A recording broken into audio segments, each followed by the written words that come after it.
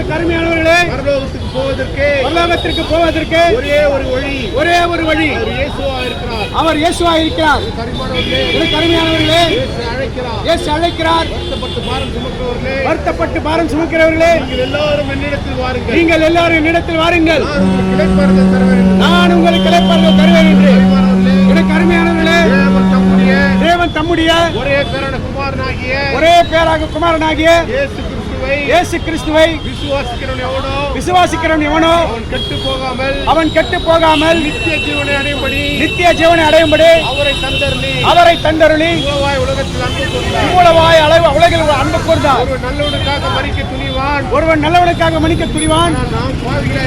நாம் பாவிகளா இருக்கையிலே கிறிஸ்து இயேசு நமக்காக மரித்ததினாலே